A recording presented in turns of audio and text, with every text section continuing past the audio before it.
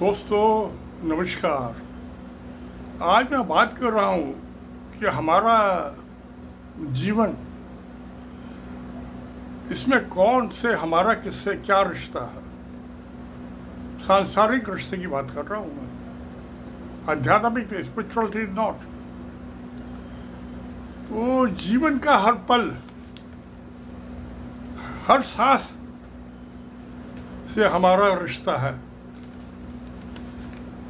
जीवन के हर पल, एक एक सेकंड और हर सांस से हमारा रिश्ता है। बाकी तो सब आने जाने वाले ट्रांजिस्ट में है, ये परमानेंट है, स्थायी है।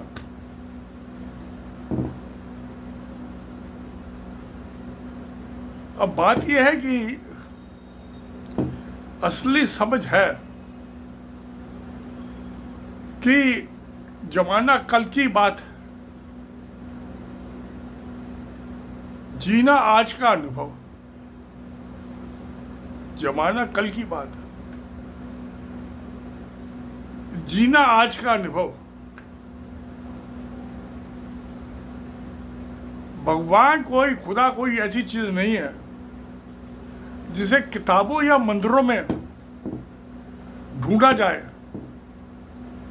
वह तो हर पल, हर वक्त हमारे साथ है, हमारी सांसों से है, हमारे दिल और दिमाग में है। तो क्यों किताबें पढ़े, क्यों मंदिर में जाए जूते रगड़ते हुए एड़ी, क्यों मस्जिद में जाए, क्यों चर्च में जाए, वही तो, क्यों गुरुद्वारा में। कहीं एक गुरुद्वारे, चर्च, मंदिर, मस्जिद तो हमारे दिमाग और दिल के अंदर ही है ना। हमने ही बनाए हैं, देखो खुदा भगवान ने नहीं बनाए, इंसानों ने बनाए हैं।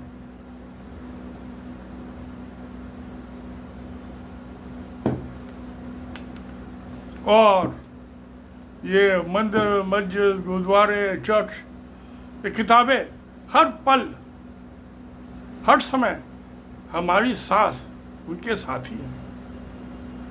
जिस दिन सांस बंद हो गई सब खत्म। कोई मंदिर नहीं, कोई मस्जिद नहीं, कोई गुरुद्वारा नहीं, कोई किताब नहीं, कोई लेना नहीं देना, सब बाढ़ में गए। लग गई चूल्हे में आग, चूल्हे की भेंट चढ़ गए।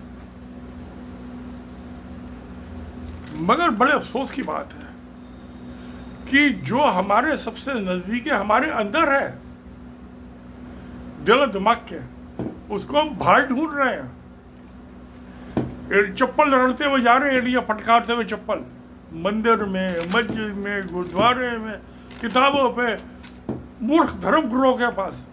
अरे हम तो खुद अपने गुरु हैं, हमको कौन क्या सिखाएगा। वो गुरु है तो हम गुरु घंटा लें।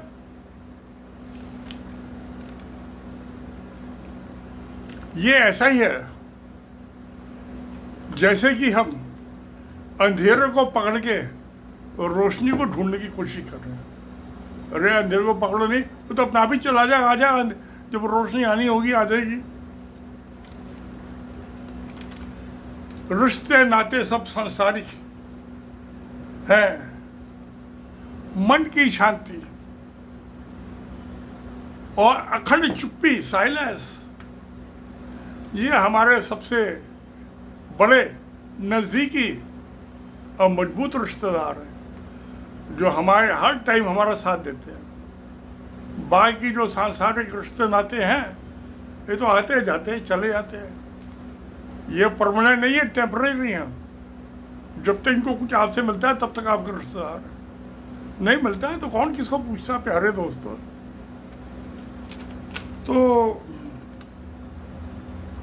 जब हम अपने मन की गहराइयों में इन डेप्थ उतरते हैं, और कब उतरते हैं? When we are at peace and in solitude. Peace is smaller, solitude is the biggest वक़्फ़। कभी कभी पनिशमेंट भी हो जाता है सॉलिट्यूड। वो सॉलिटरी कन्फाइनमेंट करते ना, जेल में बंद, किसी से बात नहीं कर सकता, कुछ नहीं कर सकता। तो सॉलिट्यूड है तो बड़ा अच्छा, और कभी कभी दुखदाई भी हो जाता है। जैसे जेल में सॉलिट्यूड कन्फाइनमेंट रख दो, किसी दूसरे कैदी से बात नहीं कर सकता, जेलर से बात नहीं कर सकता। मगर उस सॉलिट्यूड में भी चुप्पी, साइलेंस। अगर जो हम समझे तो परमात्मा से मुलाकात, जो अपनी आत्मा, परमात्मा दूसरी, अरे हमारी आत्मा ही तो परमात्मा है, तो अपनी आत्मा से मुलाकात हो जाती है। हम सारी जिंदगी कभी नौकरी, कभी प्रमोशन, कभी पैसा आ जाएगा, मकान बन जाएगा, ये हो जाएगा, वो हो जाएंगे, हमारे बच्चे तरक्की करेंगे, आसमान की ऊंचाइयां छुएंगे, क्या इससे खुशी मिलती है? प्यारे दोस्तों, मुझे तो शक शुबा है। जो सुख और शांति मिलती है सॉलिट्यूड, अकेले, लिव एलोन ओल्ड एज में, मैं समझता हूँ कि जो वानप्रस्थ आश्रम का था कॉन्सेप्ट, वृद्ध आश्रम में, ओल्ड एज होम्स में, मगर मुझे कोई तसल्ली बख्श नहीं लगता।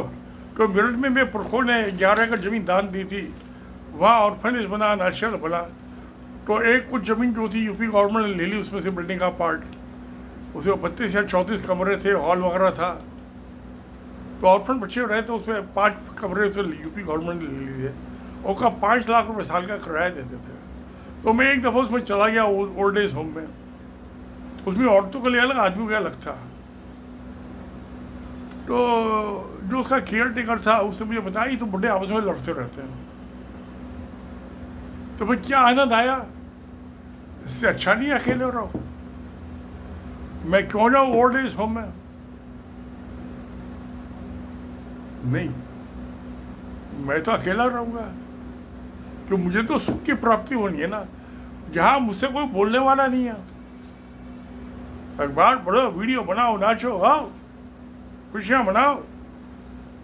अब सवाल है, पापी पेट के लिए रोटी तो चाहिए, धुले हुए प्रेस किए हुए कपड़े भी चाहिए, झाड़ू पूछा भी करने वाली चाहिए कोई। तो एक है मेरी साई का, वो आती है, काम कर जाती है, सुबह आती है 10 सवा 10 बजे, चाय बना के पी लेता अपना, अब नहीं बनाता तो आके बना देती है। वो बाजार से दूध दवा लानी हो ला देती है। तो मुझे किसके लिए किसकी ज़रूरत है? उसको पैसे की ज़रूरत है, वो मेरी पेंशन काफ़ी है, दे देता हूँ उसे, जो खुश हो जाए। उसको खुशियाँ बांटने से तो खुशी मिलती है प्यारे दोस्तों। क्या सारी खुशियाँ मैं खुद ही हजम हो जाऊँ? जो आके मेरी सेवा करती हो उसको थोड़ी सी खुशी दे दूँ, वो हंस के मुस्कुरा के मेरी तब देख ले, मेरे कंधे दबा के निकल जाए, मुझे एक किस्म के छेड़ के निकल जाए, तो खुशी मिलती है, बड़ा आनंद। अबोधित शख्स वाली करे तो दोस्तों मिलेगा, नहीं मिलेगा आनंद? तो भाई आनंद ही तो जीवन है, परमानंद, आनंद, हैप्पीनेस। तो यही तो जीवन है, और कौन सा जीवन है? और जब मैं, जिस दिन मेरी सांस बंद हो तो मेरी ख्वाहिश है, इच्छा है कि ना मुझे दफन किया जाए। हालांकि दफन करते मिट्टी में खाद मिल जाती है, फर्टिलाइजर, जलाने से एयर पोल्यूट हो जाती है, लकड़ी में जलाना पड़ता है, पेड़ कटते हैं उसमें, वो भी बेचते थे। तो जैसा पारसी में होता है टावर ऑफ पीस, ऊपर उसमें रख देते हैं बॉल के टाइप का बना होता, प्लेट टाइप का, वो चील कौवे खा जाते हैं, कीड़े मकोड़े खा जाते हैं। तो किसी का जो पेट भरा तो चील कौवे खुश हो गए, कीड़े मकोड़े खुश हो गए, तो मैं अपनी आखिरी सांस में भी खुशियाँ बांट के जा रहा हूँ। और जब वो खुशियाँ उनको मिलेगी तो फिर मैं भी तो खुश हो जाऊँगा। ये मिट्टी का लेके क्या करूँगा? तो प्यारे दोस्तों, यही जीवन है, यही सुखी जीवन है। तो यही आत्मा है, यही परमात्मा है, इसके साथ कुछ नहीं है।